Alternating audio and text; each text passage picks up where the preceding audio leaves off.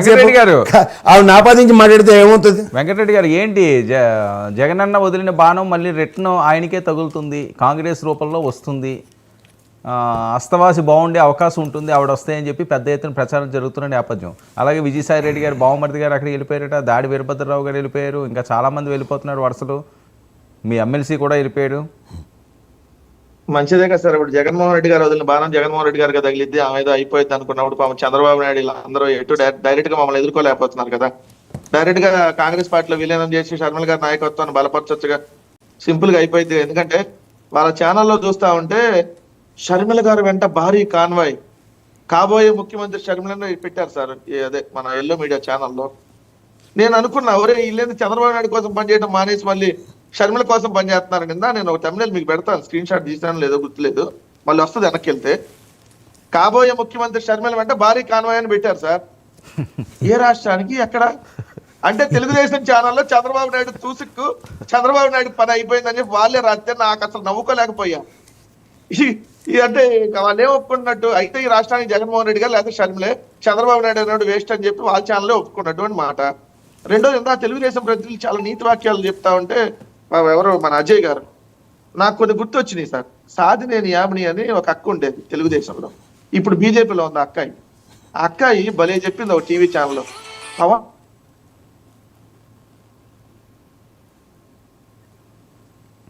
ఏంది పవన్ కళ్యాణ్ మల్లెపూలు ఎట్టబడితే అట్టు నలుపుతాడు అంటావేందని చెప్పి. తెలుగుదేశం వాళ్ళు ఒక్కళ్ళు ఖండించలే, నలుపుతాడు బానే అని చెప్పారు. దానికి ఏం సమాధానం చెప్పాలి? వీళ్ళు ఇట్లాంటి నీతి వాక్యాలు అలాంటి అంశాలు అన్నా నేను అనలేదు వర్మన్న, దయచేసి. నేను వాళ్ళ అన్నయ్య చెప్తే కూడా మీరు వినకపోతే ఎట్లా? ఇప్పుడు ఎందుకు ఆ ప్రస్తావన కాదు కదా, దాని మీద పెట్టట్లేదు కదా. ఇదే వల్ల నేను వంశీ వెళ్ళిపోతా, లోకేష్ అనేవాడు వేస్ట్ గాడు అని చెప్పాడు సార్. ఇదే ఈ లాంగ్వేజ్ లోనే మాట్లాడాడు. ఇదే మద్దాలగిరి వెళ్ళిపోతా, ఇదే వాసుపల్లి గణేష్ వెళ్ళిపోతా, రకరకాలుగా మాట్లాడారు. అయిపోయిందా తెలుగుదేశం పార్టీ? సర్దేసుకున్నారా? పోయిందా బంగాళాఖాతంలోకి? మా పార్టీలో మేము సీట్ లేదురా మీకు అని చెప్పినాడు ఎవడో నలుగురు వెళ్ళిపోతే వైసీపీ పని అయిపోయిందంట. మీది ఫ్రీజ్ అవుతుంది వెంకటరెడ్డి గారు. సార్ నేను వైఫైలో ఉన్నాను సార్. మీ దగ్గర మా దగ్గర సీట్ లేదు అన్నటువంటి వాళ్ళు మీ దగ్గర క్యాండిడేట్ మీ టైం అయిపోయిందట. పర్లేదు సార్ అనుకోండి. ఇప్పుడు అట్లా అనుకుంటేనే వాళ్ళు బతకగలరు సార్, ఎందుకంటే లేకపోతే జనసేన వాళ్ళు బతకలేరు. ఎందుకంటే రాజశేఖర రెడ్డి గారు బతుకున్నప్పుడు రాజకీయాల్లోకి వచ్చిన పవన్ కళ్యాణ్, 16 సంవత్సరాల క్రితం రాజకీయాల్లోకి వచ్చిన పవన్ కళ్యాణ్ ఇప్పుడు వరకు వార్డు మెంబర్ కాల. వాళ్ళు అట్లా అనుకుంటేనే బతకగలరు. పవన్ కళ్యాణ్ సీఎం, పవన్ కళ్యాణ్ సీఎం అని అరుపుతా ఊగుతా ఇట్లాంటి పిచ్చోళ్ళు అనుకుంటేనే బతకగలరు. మేమేంటి మా అన్న అవుతాడు లేరా అయ్యాడు అని అనుకుంటే మేము ఇట్లా సైలెంట్గా ఉండగలుగుతాం. వాళ్ళేంది ఇట్లా మాది ఫ్రీజ్ అయింది అనుకోండి, మా పని అయిపోయింది. అరే షర్మిల వచ్చింది, మా పని అయిపోయింది. పీకే పోయాడు, మా పని అయిపోయింది. మాకు దగ్గర అయిపోయింది అంటున్నాను కదా టైం వరం గారు. అలా అలా అంటేనే వాళ్ళు బతకగలరు, లేదంటే వాళ్ళు బతకలేనటువంటి పరిస్థితి. ఎందుకు? వీళ్ళకి మొన్న ముష్టేస్తానన్నారు, ఒక 20 25 పర్లేదు సార్, 20 కాకపోతే 5 ఇచ్చినా పర్లేదు అన్నాడు. లోకేష్ ఏం స్టేట్మెంట్ ఇచ్చాడు? ఏంటంటే మీరేదో అక్కడ దగ్గర నుండి కూర్చున్నట్టు చెప్తారు.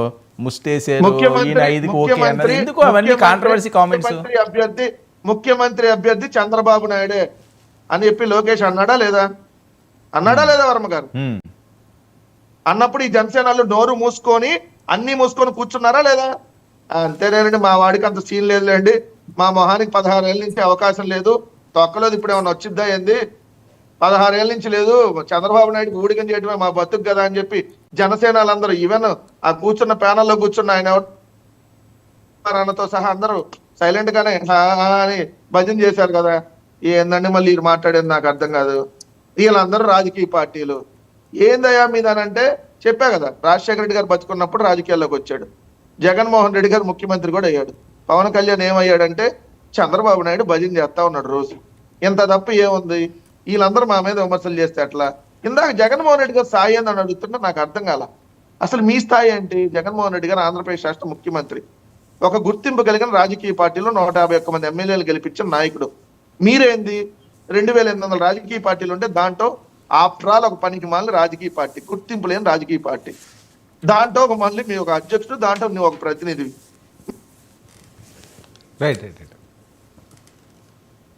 మాట్లాడచ్చా? మాట్లాడినాయా? ఈ అమరావతి అనేది కేవలం తెలుగుదేశం రాజధాని. ఓకే. ఈ అమరావతి అనేది తెలుగుదేశానికే క్యాపిటల్ అని చెప్పి మీరు ఐవైఆర్ కృష్ణారావు రాసిన పుస్తకానికి అటెండ్ అయ్యారు కదా. ఇది కర్నూలు వెళ్ళి నా మనసంతా కర్నూలు అని మాట్లాడారా లేదా? మరి మీరందరూ ఈ రోజు ఏ విధంగా మాట్లాడతారంటున్నావు? మాట్లాడటానికి ఒక అర్థం పర్థమన్నా ఉండాలి కదా మీరు మాట్లాడేటప్పుడు. ఓకే, మీ స్టాండ్ ఏంటి? రోజుకు ఒక స్టాండ్. ఇవాళ చంద్రబాబు నాయుడు దొంగ, రేపొద్దున చంద్రబాబు నాయుడు దేవుడు, ఎల్లుండి నరేంద్ర మోడీ అనేవాడు ఈ దేశానికి దొంగ, నరేంద్ర మోడీ అనేవాడు వాళ్ళు గొప్పవాడు. రోజుకో మాట పూటకో మాట మాట్లాడే మీరు మా మీద విమర్శలు చేయటం ఏంది? ఓకే. అరే మేము గెలిచినా ఓడినా సింగిల్ గానే వచ్చాం, 67 సీట్లు వచ్చినా సింగిల్ గానే వచ్చాం, 151 వచ్చినా సింగిల్ గానే వచ్చాం, 175 కూడా సింగిల్ గానే పోతున్నాం. మీరా Telugudesam, okay okay okay Janasena, Venkatareddy గారు చాలా చాలా అంశాలు మాట్లాడారు. ఆయనకి అవకాశం ఇద్దాం. మళ్ళీ మీకు ఇస్తాను ఒక నిమిషం. కాంగ్రెస్ వెంకటరెడ్డి గారు ఒక నిమిషం. విజయ్ కుమార్ గారు అజయ్ ఇస్తానమ్మా, ఒక్క నిమిషం ఇస్తాను. మీరు అంత బలహీనంగా ఎందుకంటే ఉన్నారని నాకు అర్థం పవన్ కాదు. కళ్యాణ్ గారిని గురించి ఆయన ఎక్కువ ప్రస్తావన